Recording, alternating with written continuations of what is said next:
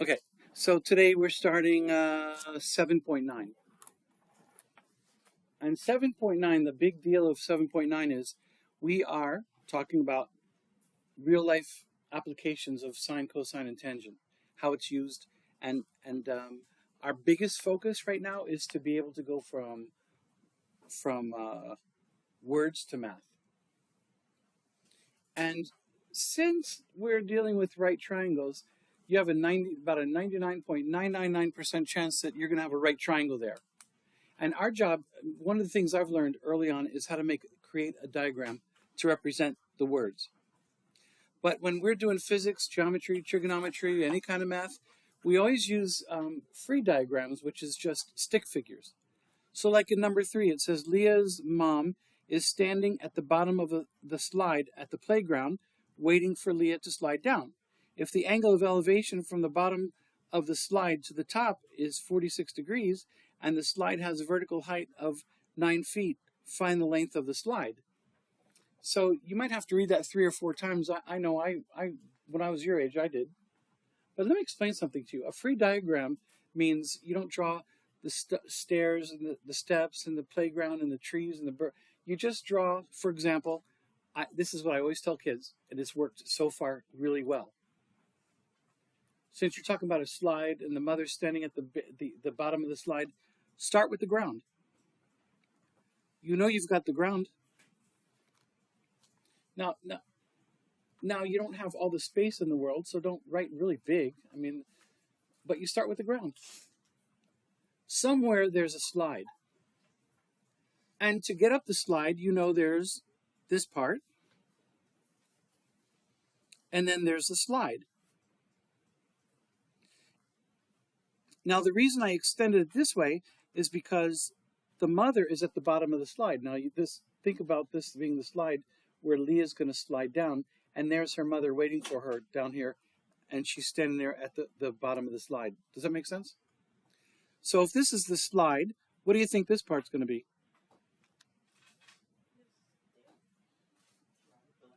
The ladder, the stairs. But it's also the vertical height of the slide. It's vertical, and this is the vertical height. This is the slide. And what do you think this distance along the ground represents? And you would say, well, if the mother's here and the base of the slide is here, the other end of the slide is here, then that distance represents the distance from the slide to where the slide hits the ground where the mother's standing. And you know that stair is going to be a right angle.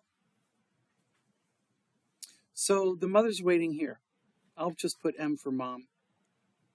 Here's where Leah is. She's at the top. She's ready to slide on down. And that's the base. So you're safe to start with the right triangle. And if you go through the words, it says, if the angle of elevation, now when you think of an elevator going up, elevation, when you're elevating, that means you're going up. It says, listen to this, I'm teaching the lesson of angle of elevation within the problem itself. It says, if the angle of elevation from the bottom of the slide is 46 degrees, where is the bottom of the slide? Do you think it's here? Do you think it's here? Or do you think it's here? Is it L, B, or M?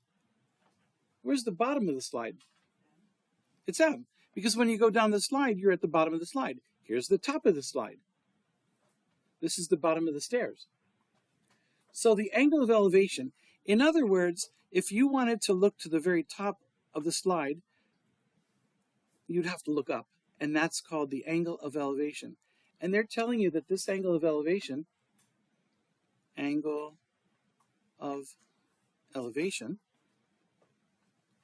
telling you that the angle of elevation is how many degrees? And the class said 46 degrees. Any questions with that? So if I'm down here and I'm looking to the top, that means I got to raise my head. I got to lift my head 46 degrees to see the top of the slide. That's the angle of elevation right there. And then it says, and the slide has a vertical height of 9 feet. Well, that means I got to put the 9 somewhere. Do I put it, where do you think the vertical height is? Is it LM? Is it MB? Or is it LB? LB, that's the vertical height. So that's 9 feet. So now we understand that's the vertical height. That's the distance that the bottom of the slide is from where the top of the slide is along the ground. And that's the distance from the bottom of the slide to the top of the slide. That's that length of the actual slide itself. So we go on and we say, find the length of the slide. Find the length of the slide. And so this becomes the kind of triangle that we've been working on since the beginning. We've got a right triangle, we have an angle given, and we have one of the sides. But the question is, which side are we looking for? Why don't we use the relative terms? First of all, to solve this, all you got to do is think about number 1. It says, find the length of the slide. I got to mark what I'm looking for. Am I looking for this line down on the bottom, or am I looking for this slanted line right here? The slanted line, that's the length of the slide, so I'll call it x.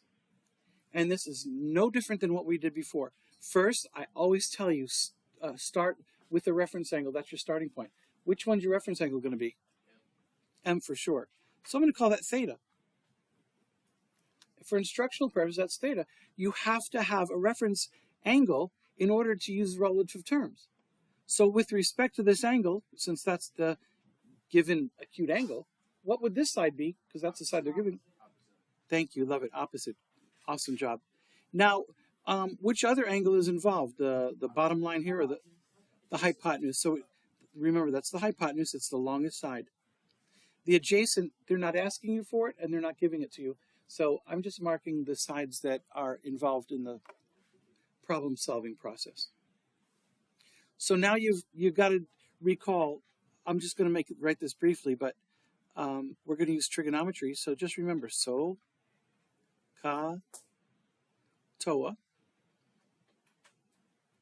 And that just tells you that the sine is the opposite over hypotenuse, the cosine is the adjacent over the hypotenuse, and the tangent is the opposite over the adjacent. And you already know which trig identity we're going to use. Which one is it, class? And everyone said? Someone said sine. Who said sine? Anybody else agree? Think about it. That's the opposite side. That's the hypotenuse. And sine is the correct choice because the sine equals the ratio of the opposite side to the hypotenuse. Boy. So listen. We're going to write down sine theta equals opposite. One day you're not going to have to do this anymore. You're just going to have it memorized over the hypotenuse. So we have established which identity. Now we got to make a full substitution. We're going to be like the sine. Now, do we have a value for theta? What is it? Our reference angle. What is it, kids? Thank you. 46 what? Degrees. I love that. What is the opposite side? It's 9 what? Feet. Beautiful. And what is the hypotenuse? X feet. And I usually try to include the units because the feet are going to cancel out anyway. So now, when I solve the sine of 46 degrees equals 9 over x, now it's just mechanics. What we're going to do is put a 1 underneath the 46 sine, and we're going to put a 1 in front to multiply. You cross multiply. Which ones do I say to multiply first? Usually, always. I would multiply the two factors of which one is an x. So remember, when you're multiplying the sine of 46 times x, whatever number is here, you multiply it by the one that's in front here. So what's 1 times x? 1x or just x. And don't forget, we're going to add the x times 1 is x, but we're going to multiply it by the sine of 46 degrees, and that's going to equal the cross product of these, the product of the means right there. What are we going to get when we multiply those two? Somebody help me. It's going to be 9. And finally, just like any other equation, the goal of solving for x means get that x by itself. Isolate that x. Since the sine of 41 is multiplying the x, then you do the inverse operation, which is divide both sides by what? And then you divide this side by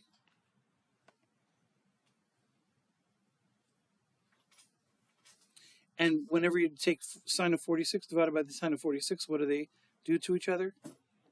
Cancel out. They divide to a 1. And 1 times x is x. And you could rewrite that, but why not just calculate that? Do you remember the calculator strokes for the TI-35? The keystrokes.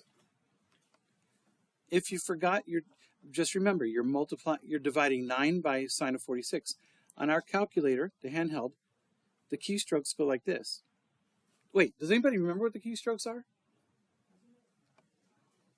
Okay, 9 divided by what? 46. Now remember, we're not, listen, let me remind you. We're not dividing 9 by 46, we're dividing 9 by the sine of 46. And in order, so we want 9 divided by the sine of 46, but the keystrokes that you have to perform on your calculator is 9 divided by 46 sine. And when you put 9 divided by 46 sine, the calculator is displaying the sine of 46 degrees. To execute the division, you have to hit the what sign? The equals button, sorry. So therefore, rounding to the nearest tenth, what is the value, please? What is the value of x, which is the length of the slide? Okay, if you're stuck, let's take a look. We take, again, 9. Make sure your calculator's in degrees, the DRG button. You go 9 divided by 46. Hit that sine button. That's just the sine of 46. But when you press equals, it divides and to the nearest tenth. 5 is in the 10th place. Look at the 1. What does the 1 do to the 5? Stay the same or go up? Okay, I hear all kinds of answers, so I want to clarify. It says round to the nearest tenth place. First, we observe that the 10th place is 1 digit to the right of the decimal point, 5. So in order to round the 5, we go to the number directly after, and it's a 1. It stays the same. Now, if this were a 5, 6, 7, 8, or 9, that 5 would go to a 6. But since it's a 0, 1, 2, 3, or 4, that stays the same. So it's rounded to the nearest place, to the 10th place. That's rounded to x equals 12.5, and you know that's going to be in feet because all the other sides were in feet. Final answer. That height, that length of that slide, in plain English, is that's a 12.5-foot slide, and that's the T, sis, right there. So while you're copying that, I just want to point out we learned about angle of elevation. That's how many degrees up you have to look to see the top of a structure. Any questions? Okay, I'm going to pause this for a second. Pause. I said pause now. Okay, it's not pausing. Huh? Oh, hit it again.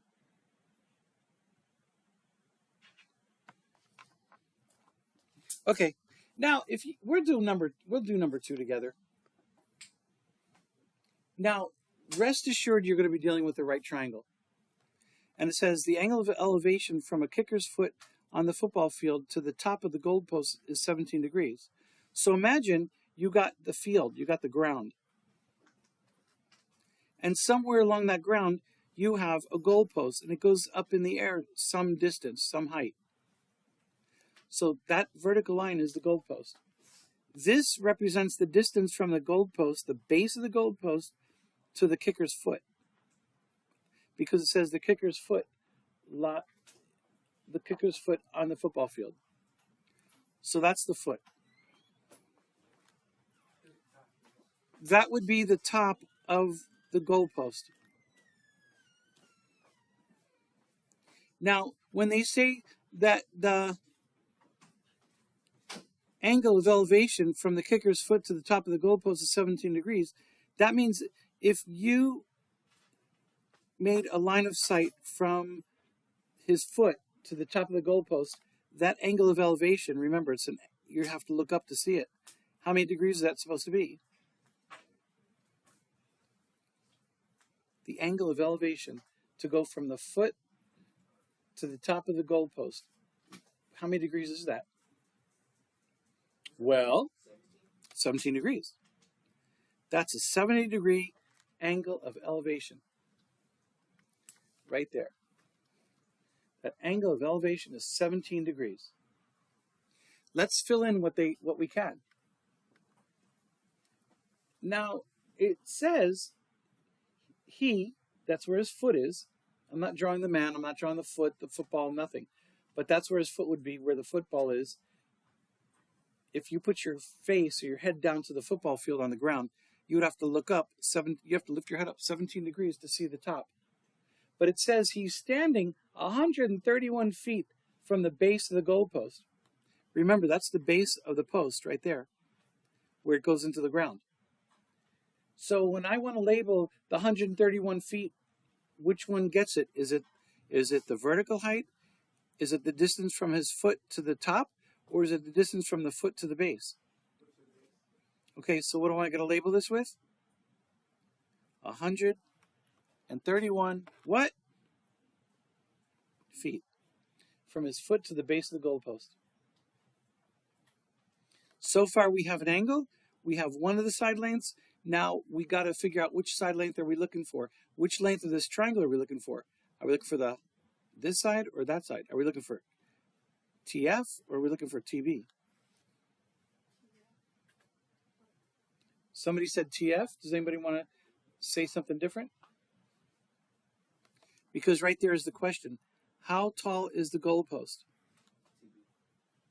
So that means how tall does it means how high off the ground is the top of the goalpost? We know that's the goalpost, so that's the vertical height. That's what they're asking for. So what letter am I going to use? I'll just put X.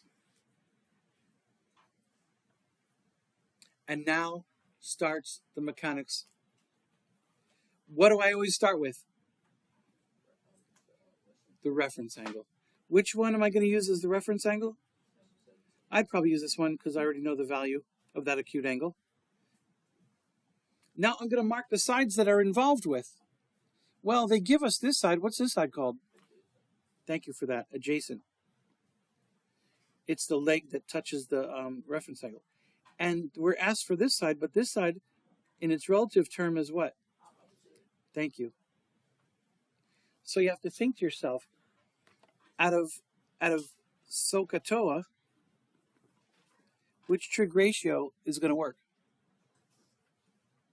Well, if we're dealing with the opposite and adjacent, which one has an opposite? Wait, I wrote that wrong, didn't I? TOA. Duh, sorry. Which one deals with an opposite and an adjacent? But there's nothing named TOA. It's tangent. I know what you meant. But that's just telling you that the tangent of theta equals the opposite over the what? Adjacent. Now, substitute. Tangent of 17 degrees. What do I plug into for the opposite? I love that response. Thank you. And what do I plug in for the adjacent? 131. And I'm just going to tell you this, and I'll let you finish this. You put a 1 under there. You put a 1 in front with a times, cross multiply. Now, my question is, me personally, which one am I going to multiply first? These two factors or the 1 and the x? Yeah, I like the 1 times the x first. What is 1 times x? It is. And I put equals. When I multiply these, do I multiply 131 times 17 or 131 times 1? Never, ever, ever multiply 131 times 17. You're taking 131 times the tangent of 17. So you always multiply 131 times the coefficient, which is 1. So 131 times 1 is just 131 times the tangent of 17 degrees. And since the x is isolated, that's just calculator work. So if you can calculate that for me, remember, it's 131 times the tangent of 17. So how do you put that into our calculator? What you got to do? But what do you do to put that in? 17, 10. These are the keystrokes. And then press what? Press equals. Those are the keystrokes. And so therefore, that's the keystrokes for our TI-35.